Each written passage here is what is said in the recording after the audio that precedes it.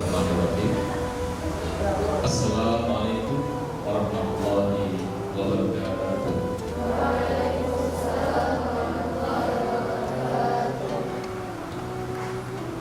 Alhamdulillah, alhamdulillah. Wassalatu wassalamu ala asyrofil anbiya'i wal mursalin sayyidina Muhammadin wa ala alihi wa sahbihi ajma'in. Amma ba'du. Ya, sama-sama kita muliakan Ustaz Abdul Halim LCLLF ya. Betul.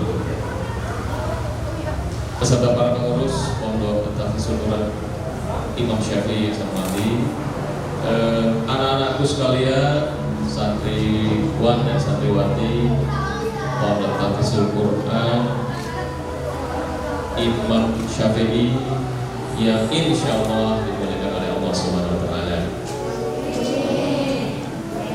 Bersyukur kita kepada Allah Subhanahu Wa Taala atas segala nikmat, rahmat, karunia, kesehatan, kekuatan, sehingga kita dapat hadir bersama di tempat yang dimuliakan ini dalam rangka memperingati Maulid Nabi besar Muhammad Sallallahu Alaihi Wasallam.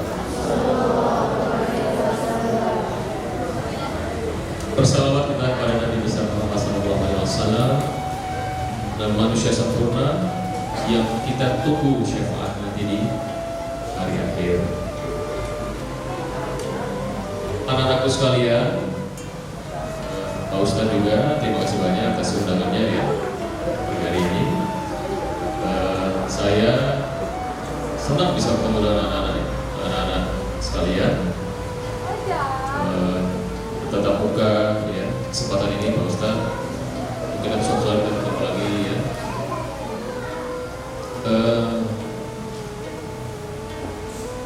Mengawali sambutan saya, ada satu surah Ibrahim ayat 7.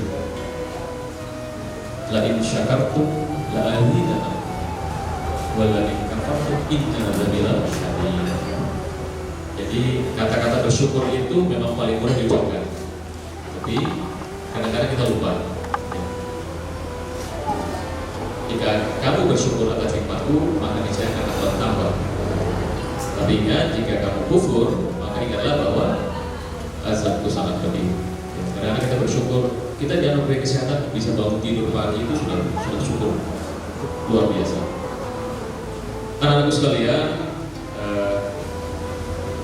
15 abad yang lalu dilahirkan ke dunia ya, Nabi besar Muhammad Sallallahu Alaihi Wasallam yang telah membawa kita ke alam yang terang benderang seperti sekarang ini.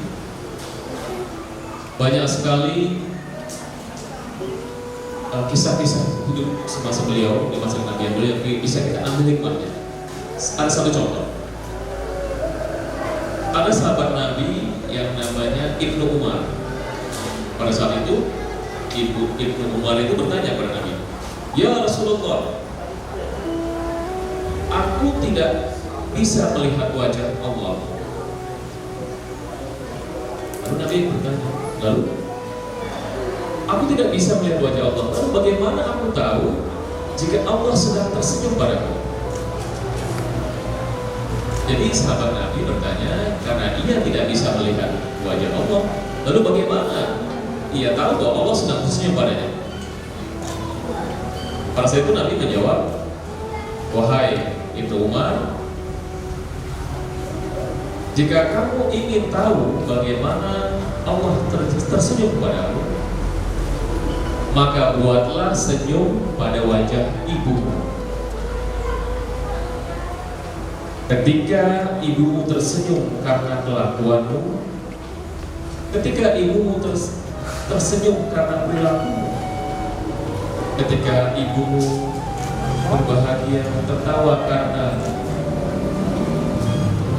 perbuatanmu, ketika ibumu tersenyum karena apa yang kau berikan kepada ibumu, maka saat itulah Allah sedang tersenyum padamu. Namun sebaliknya, jika karena perbuatanmu ibumu menangis, Jika karena perbuatanmu ibumu bersedih, atau jika karena perbuatanmu ibumu murka, maka pada saat itulah Allah sedang murka kepadamu. Ridha Allah fi ridhal walidayni, sabda Allah fi sabdi walidayni. Ridhonya Allah ada pada ridhonya orang tua, dan murkanya Allah ada pada murkanya orang tua. Jika anak-anak ingin Allah tersenyum pada kita, jika anak-anak ingin Allah memberikan kebahagiaan, kebaikan kepada kita, satu kuncinya, ukirlah senyum pada wajah ibu. Anak-anak sekalian, bersyukur jika anak-anak masih memiliki orang tua lengkap, ya. Buatlah mereka bangga dengan prestasi anak sekalian. Buatlah mereka bahagia, senang dengan apa yang anak-anak lakukan. Ya. Tapi jika memang ada di antara anak sekalian yang orang tuanya sudah mendahului, jangan putus asa, kirimkanlah doa kepada orang tua kita. Karena saat itulah pahala-pahala akan mengalir untuk orang tua kita. Demikian, ya, anak-anakku sekalian. Sebenarnya banyak ya kisah tentang Rasulullah, tapi jadi saya coplik satu saja. Kita sangat bersyukur sudah dikaruniai keimanan dan keislaman. Sebenarnya beragama itu harus lebih disiplin. Bayangkan kita dilatih sholat 5 waktu wajib, 1 hari 1 malam. Itu yang wajib, belum lagi yang sunnah, belum puasa, zakat. Itu sudah melatih kedisiplinan kita. Teorinya harusnya kita sudah lebih disiplin. Betul ya anak-anak ya? Kita harus sudah lebih disiplin. Karena disiplin itu kunci kesuksesan dari anak-anak sekalian.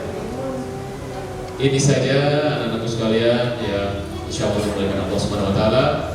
Sambutan singkat saya ya, Ustaz ya. Mudah-mudahan apa yang saya sampaikan bisa bermanfaat kepada anak sekalian. Mungkin anak-anak sudah mendengar kisah ini, paling tidak saya ingin menyampaikan hal-hal yang baik. Billahi taufiq wal hidayah. Wassalamualaikum warahmatullahi wabarakatuh.